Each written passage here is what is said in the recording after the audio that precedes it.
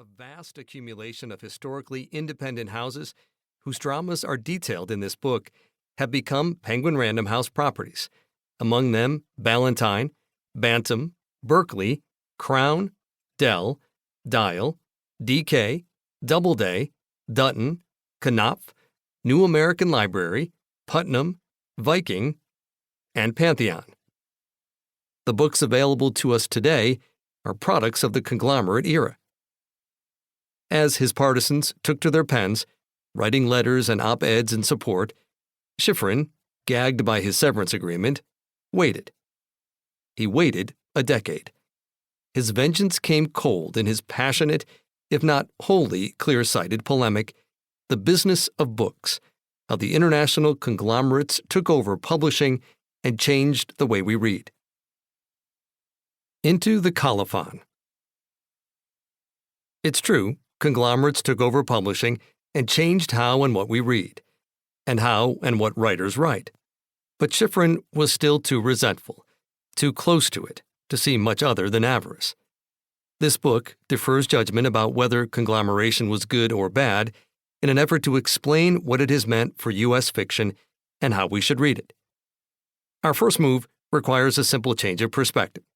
Publishers know that readers pay attention to a book's cover, so they invest in its design and emblazon it with what they want everyone to see, the title and the name of the author.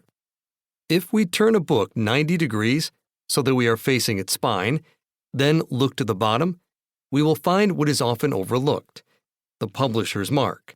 It's colophon. Publishers take quiet pride in these. Farrar, Strauss, and Giraud's Three Fish, Knopf's Borzoi, Random House's illustration of Voltaire's Candide's house, a somewhat random house, or Columbia University Press's Geometric Crown. For centuries, such marks have served as the publisher's promise. We affirm the quality of editing, proofreading, design, typesetting, and printing in this book. The colophon is an emblem that contains within it a collective, all the people who work to make the book we hold in our hands, but whose names we seldom know. Historically, and still sometimes today, publishers included a page at the end of books with information about how it was made.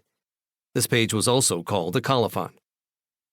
I want us to enter the world of the colophon, to unfetishize the commodity, to respect the author whose name adorns the front cover by returning her to the milieu from which she sprang. Our outsized attention to the author alone is a trick of history, the legacy of copyright. Authors needed to be made responsible for books if they were to collect royalties. Lawyers needed someone on whom to lay the blame for libel.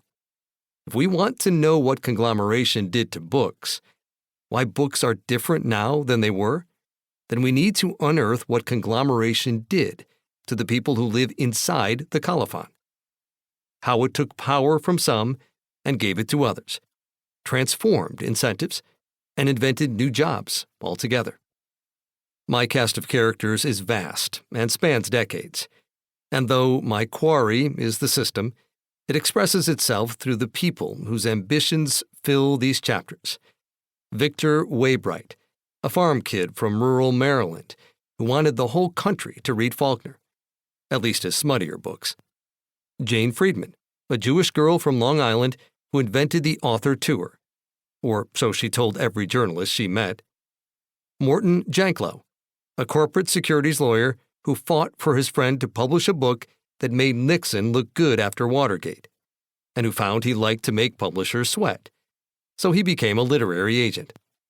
They made books popular, glamorous, and costly at auction, as readers at home found Stephen King, Judith Krantz, and Danielle Steele atop the New York Times bestseller lists. Agents tippled martinis at Manhattan's Four Seasons. I introduced the cast gradually, in the hope that, by the end, through the magic of accretion, you feel, like I do, the intimacy, almost the incestuousness, of this influential but hidden world. It is a competitive, dynamic world in which everyone is at all times fighting a war for position at multiple scales, inside their own publishing house,